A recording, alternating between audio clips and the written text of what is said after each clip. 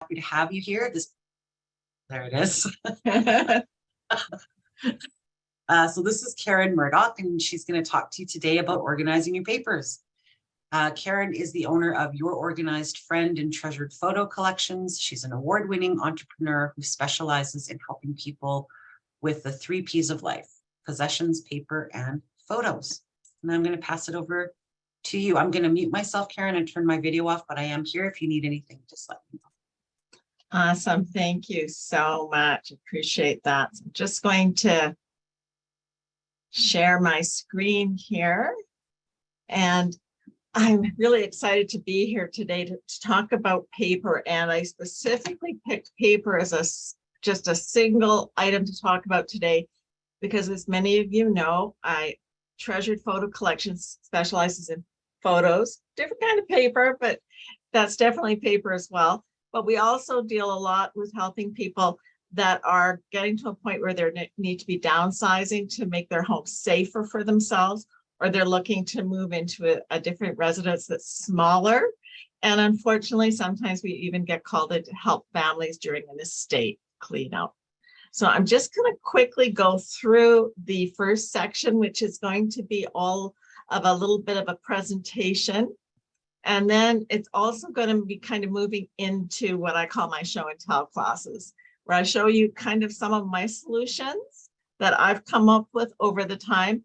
Because yeah, I get it. I've been overwhelmed with papers, and there's different papers that we have in our lives. When our families are younger, we're dealing with papers coming in from the school system, right?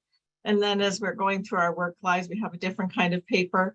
And then even as we move into retirement, yet more papers are coming, and most of them we don't need to keep. And here's an interesting thing. We're going to move into the next screen in just a second. But I want you to consider this for a moment, that filing is a system. It's a system to help you retrieve items. So if you're not able to retrieve your items, then it's not working for you. It's not a good system. So here's a little fun fact. About 80% of paper that is filed is never looked at again. So what does that tell you? It tells you a few things. Number one, we're obviously keeping way too much paper. And it also tells us that when we go to look for something, we're probably going to have trouble retrieving it. And we may have paper in there that is a duplicate or triplicate of, say, a bank statement, that the amounts are all wrong because they're so old. And you need to get rid of those papers in a proper manner. Usually you're going to want to look at shredding those kinds of documents, but you really do need to downsize those. There was a time where filing cabinets, everybody had a filing cabinet, sometimes a 4-drawer filing cabinet, sometimes just a 2-drawer, sometimes multiple 4-drawer cabinets. And now I've condensed my own personal system down to a few things. So you can see here, I have a little flash drive that I use. I have a little 2-drawer filing cabinet beside me for my business papers. And this is my action papers. It's also kind of my to-do list, my brain dump area. And I keep it all in here so that everything I need is easy to access, and it sits right beside me. And that's our goal. We want to get rid of as much paper as possible, and it helps to know what it is that we can keep and what we can't keep. And we want to make sure that our system is functional and efficient for us. And unfortunately, this can be really overwhelming for a lot of people, because every piece of paper that you pick up, you're going to have to look at it and make a decision. Am I going to keep it, or am I not going to keep it? And that can get draining. So one of the things I suggest to people when they're starting to go through their papers to downsize is to take one pile, go through it, and do it maybe while you have a movie on that you've seen before, or you don't have to be fully engaged in something. And then it makes it a little bit easier, or engage a friend to join you to do it, because a lot of the times it gets monotonous, right? So having somebody to share that with you makes a huge, huge difference.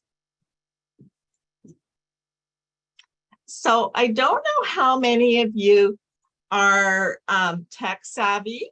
I find that we're probably the most interesting generation you're ever going to find when it comes to computers, because we were in the workforce already when computers came in, and depending on the kind of job we had, we may or may not have had to use technology. So I find we're an interesting group, that part of us are quite digitally savvy and the other part of the group is not.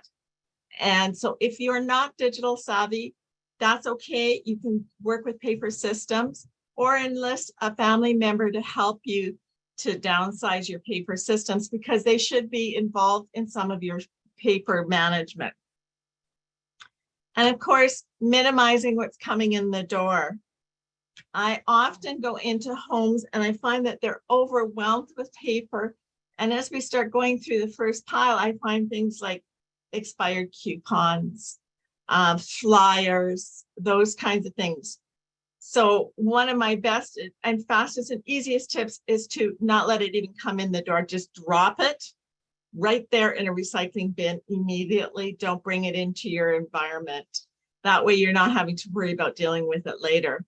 If you do have something that you are looking specifically for, or specific coupons that you keep, they can go into your basket for looking at.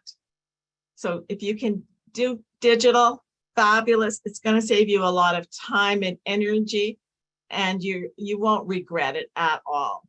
So just a second here, get my mouse here cooperating with me a little bit. And so minimize what's coming in the door. Select not to bring it into your home. Make a choice and deal with it. Collection. You can't organize until you know what you have. And that's where you have to look at how much paper do you have? Do you know where it all is? Often I will say to people, let's keep what's in the filing cabinet for now. Let's deal with what's out causing the visual clutter around you. And we'll go through it and we'll collect it from all areas of the home. That means opening up drawers, looking under beds even, looking in nightstands, because paper seems to end up everywhere. And that's one of the biggest problems that we have. And this is something I see way too often. I'll go into a home and I'll find these little sticky pads everywhere, and they'll have somebody's name and a phone number. And sometimes it's just a phone number. And that's all the information there is. And it's just been dropped, say, on the kitchen counter. And then they forget that they have that information. So they write it on another little pad in the living room, maybe in the bedroom. And then there ends up with all these little pieces of paper everywhere. And nobody knows in the end what they're actually for. So I find that they're not a great way to manage any information coming in. Same with these little memo pads. I know people like them for quick reference, but again, they end up causing more clutter than they're worth, in my opinion. So collect what you have so that you can start going through it. And we'll get a little bit into going through it and good ways to deal with the paper in just a few minutes. So you have to develop routines and you have to have schedules. If you don't, you're going to end up with chaos. And so it's out with the old and then in with the new, right? So for example, bank statements, investment statements, those kinds of things, I find that they're often piled up and they're held onto for much too long. What you can do is go through and get rid of all the old ones that you know are no longer in effect. And that's a great place to start and go through it. And when a new one comes in, you go to the mail, there's your latest investment statement. You may have an old one that you've kept. People should only hold on to one. Check the information against the previous one, then you can let the oldest one go. And people are sometimes hesitant to do that. But in today's day and age, it's very easy to access that information on a computer. So you don't need to be holding on to a year or 2 years. And some people, I go into their homes and I've seen people that have held on to statements like that for 30 years. and they're taking up tons of space in their home. And we end up having to go through it because they'll say, you know, I used to tuck away money and stuff like that inside of envelopes and that. So we have to go through it all to find what's there. So you want to alleviate that. And you're the one that knows your papers the best. You're the one that should be going through those papers. If you can't and you need assistance, it's okay to ask for help, but it's something that you have to take a big, be a big participant in. Whoops. So be proactive, going digital. Whoops. Let's see, I think we went in the wrong direction. Hold on. So systems and location. That's where the most important slide that I have today, I think, is systems and location. You want to keep your items where you're going to need them to be. So if you do all of your, I've had clients that have had 3 or 4 offices in their home, right? He had one, she had one, they had one that was just the Mac room. And she did all of her actual paperwork at the dining room table. So know your habits and use those to your advantage. So what we did was in the lower level storage area is where all the documents were that had to be retained for long term. Things like genealogy papers, real estate papers, those kinds of things, income tax. You're not going to refer to them very often, but you know legally that you need to have them, or because of a hobby like genealogy, you want to have them fairly nearby. And you want to have a system. So you're going to have your reference files, the files that are being kept long-term, and they don't need to be up where you do your work. What you need is a quick little system where you're going through it once a week minimum. Some people like to go through it more often. It just depends on how much they have coming in the door. But that's the best thing for you, is to have a system, keep that system, keep that routine of doing it at the same time, always. Okay, the 3 S's of papers: sorting, shredding, and scanning. If you're downsizing and you have some papers that you want to keep, like I have one lady who runs a group home out of her house, and she says, I often get people asking me about a reference for an old staff member. So I keep the papers up here. And so I suggested that perhaps we could just take a scan of them, put them onto the USB stick or put them onto her hard drive. And then she doesn't have to worry about having it take up all this space, and it's there easy to access if she needs it. When you're sorting, it's very simple. Start with 2 piles. The pile that can go to recycle. And you might even want to take a big piece and just grab out anything that can go to recycling, anything without your name on it, anything to identify you, right? And then you can go through this and do a second sort and sort it into your categories: financial, medical, insurance, all those major categories. And everybody's categories are going to be different, of course, but sorting them into categories is much easier once you've gotten rid of the excess. And then, of course, shredding. You want to keep those documents, let them pile up till you have enough, and then you can take advantage of, there's a lot of places that have free shredding events. And there's also a couple of businesses in Edmonton where you can just take your box of papers to be shredded, and it's going to cost you $4 to $10 a box, which is fairly reasonable. Okay, so you need to build a system. And I like binders and journals, and I'll be showing you those in just a minute in my little box here that I have off to the side of me. They're easier to retrieve when they're in this kind of a situation. You want to make sure that family members that may need to retrieve the information know where that box is, because it's very important if suddenly something happens and people need to get a hold of your power of attorney papers, or if you're an insurance claim comes up, then you can go right to it. So it should be a grab and go. I like to say avoid notepads, sticky notes, because they just end up everywhere throughout the home. And then that's not very effective. If you've been writing down stuff to do and then you can't find your to-do list, right? Do brain dumps. That's where I do this as my little system. So sometimes I'm really busy and I can't grab my binder quickly. So I just have these right in the front of my little box, little line piece of paper. I write down the idea that came into my mind and I throw that into my box. Easy. I don't have to go looking anywhere. So action papers, reference, and archival papers are the three basic categories that you're going to be dealing with.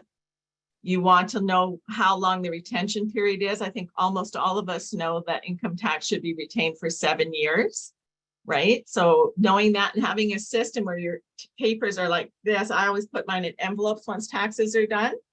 And then when I've done the next batch of taxes, I put that envelope at the back and the one in the front is the oldest and it goes. It can be shredded. Keep your genealogy papers. So even if you have nobody in the family right now that's interested, there always gets to be somebody along the line that is, and having that would be really, really beneficial to them. I think it's really important that you know if you're a piler or a filer. So a lot of people do piles and then they end up can't find it. And I've got a couple of tricks to help those people that are automatically a piler. One of those things I'll show you in a minute. It's using things that are really colorful. And the other thing is getting yourself a little literature sorter. And they have little different compartments. You can get them at Staples. And you can just, if you're working on things, you can have different piles and you can just pile it. But they're still easily distinguishable as to the category of what they are. So start with your current most documents that have come in the home. And the reason I say that is in case, you're missing a bill, or we had a client a couple of years ago who needed to file certain papers because she was an American living here in Canada and was going to be going back and forth because of family illness. And she couldn't find her documents that she needed. So we went through her home, gathered up all her papers till we finally found the one that was the most important. Know yourself does pretty matter. Sometimes people are more apt to maintain a system if it's got little pretty labels, little notes where they can scribble little hearts and those things. So know what matters to you. Are you more likely to retain it if you've got nice machine-made labels, or is it just good enough for you to just write it on a label that you stick to your file? And are you a micro or a mini? And that refers to how you think. Some people try to micro-organize everything so much that then they end up actually doing themselves a disfavor because they cannot find what they are looking for because they've gone into too much detail. So be careful of that if you are a micro-organizer, that you don't over-analyze how you're going to do it. Filing has to happen how you think.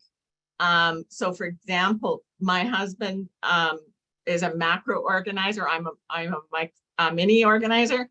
And so we compromise. We have the vehicle file, and anything to do with the vehicles goes in there. It's nice and easy for him to remember.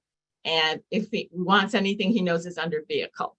So it's a simple system. We don't have to get into tiny little details where everybody's car and the year and the make is on the file label.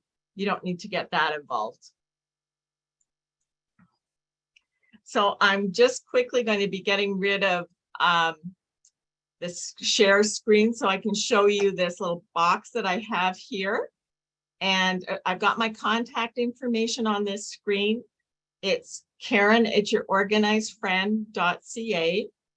My phone number is 780-996-3583. And we'd be happy to come help you and get you started if you need assistance on getting a system set up. Okay, so now we're just going to go into my box. Oh, my box is heavy. I didn't realize my box is going to be quite as heavy as it is. So just give me a second here. So I'm just going to change this. Okay, there we go. All right. So this is my box. And it's a great size. Almost everything that I need to retrieve is in this box. So in this box, I have pens, refills, clips, binder clips in case I need them. The very back of my box, I have my label maker so that I can make my labels as I'm working. I also have a book that I'm currently reading, so I keep that in the back of my box, so I don't have to go looking everywhere for it.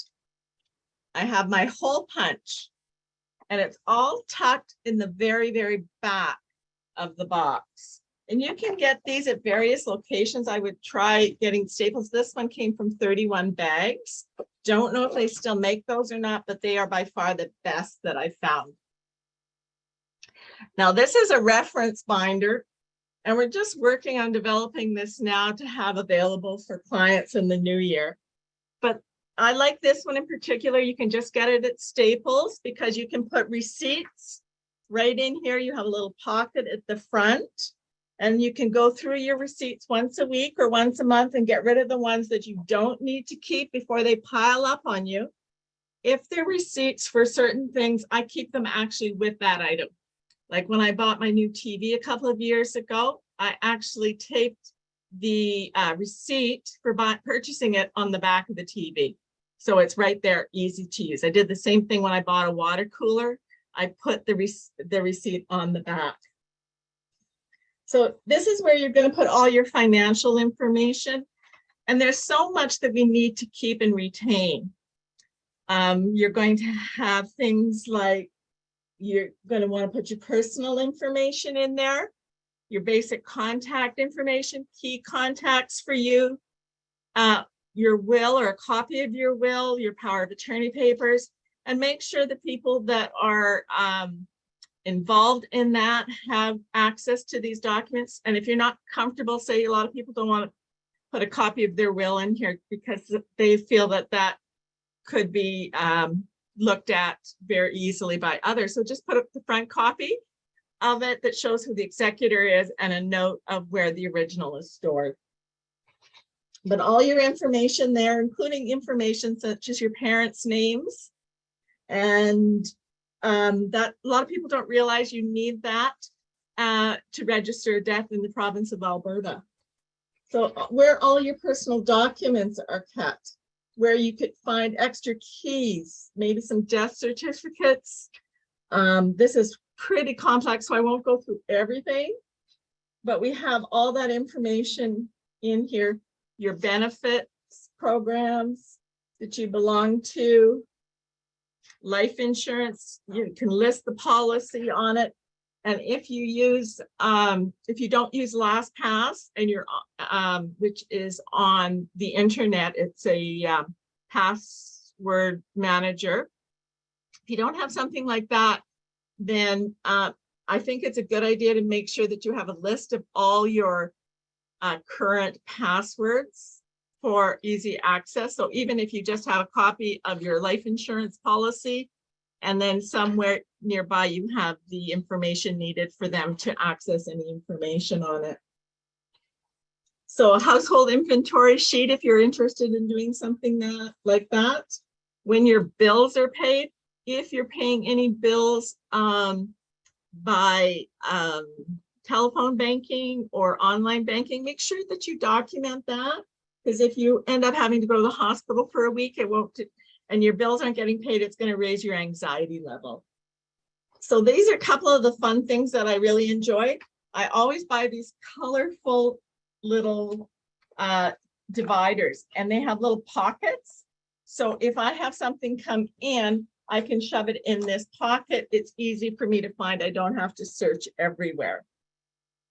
And then I can go on to the next category that I have, and right on through to the end of my book.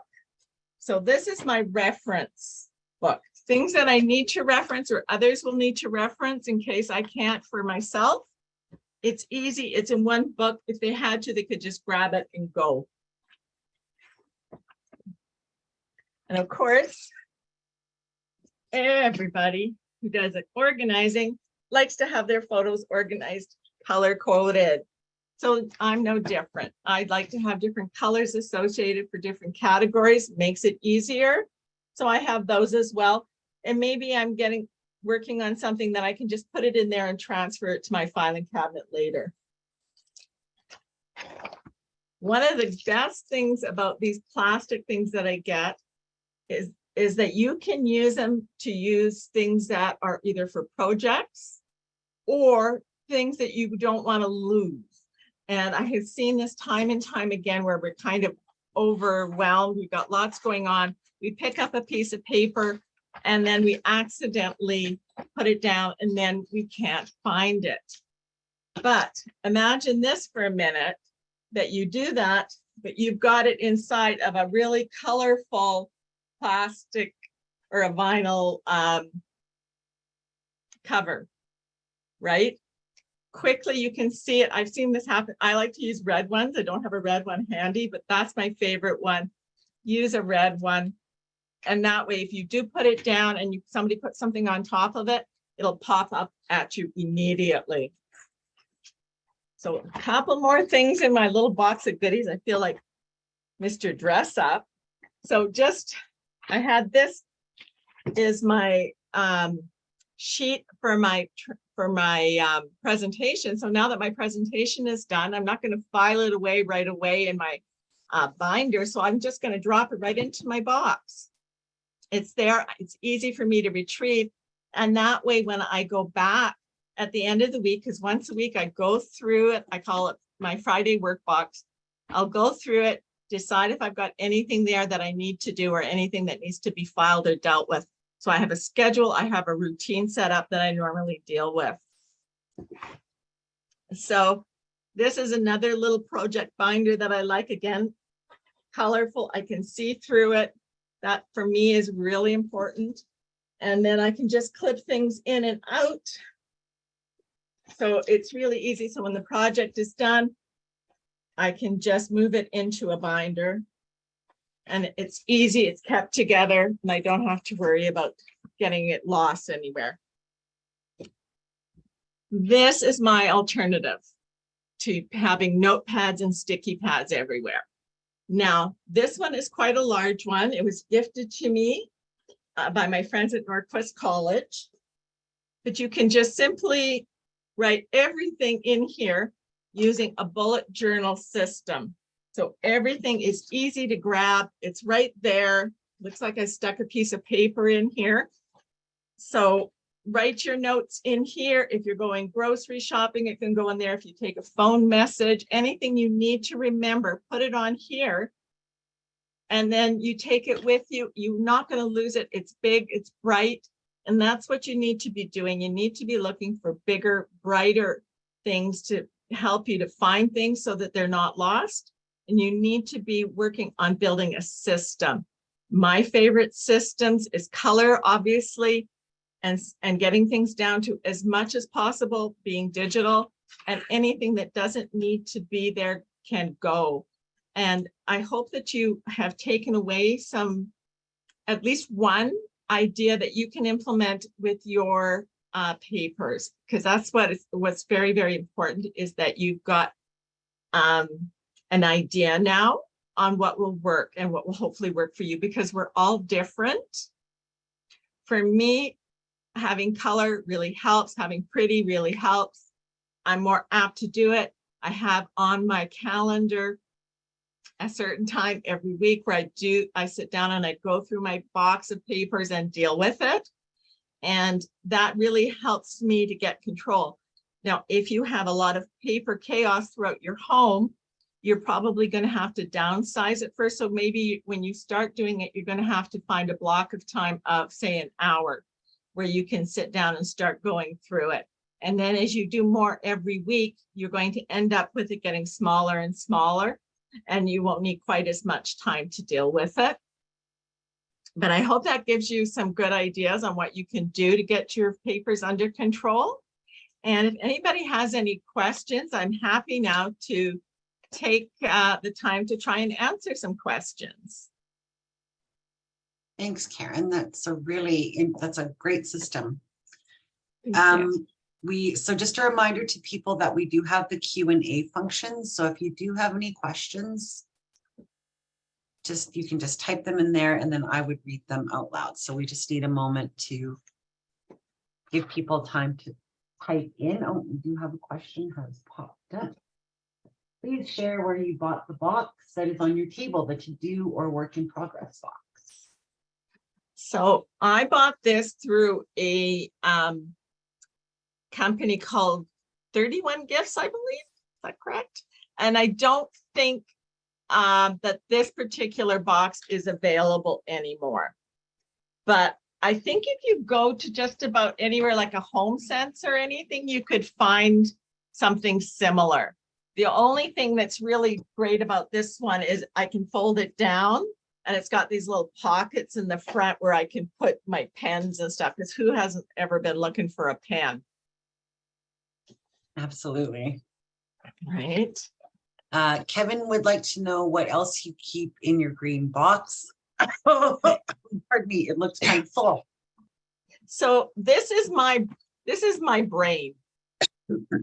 I can't always remember everything that's on my plate. So I do brain dumps and keep that. I keep the supplies that I need to work on my papers in this box, right?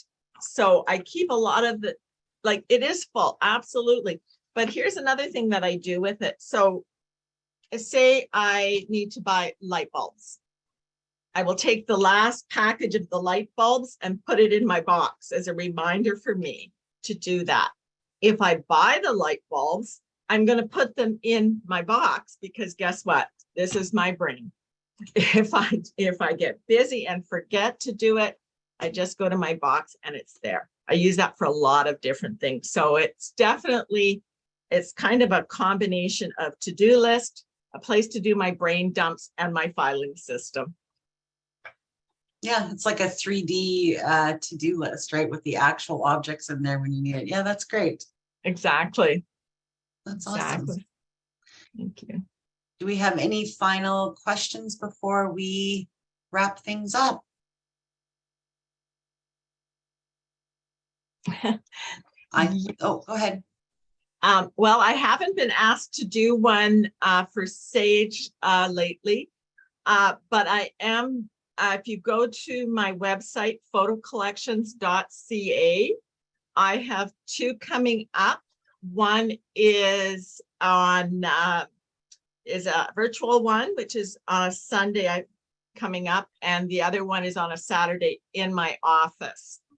So I do have two coming up. Okay, great.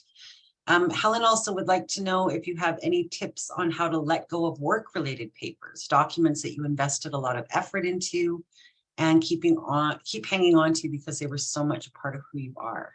It's a great question. Yeah, so that's where the emotions are really coming into play, right? Yeah.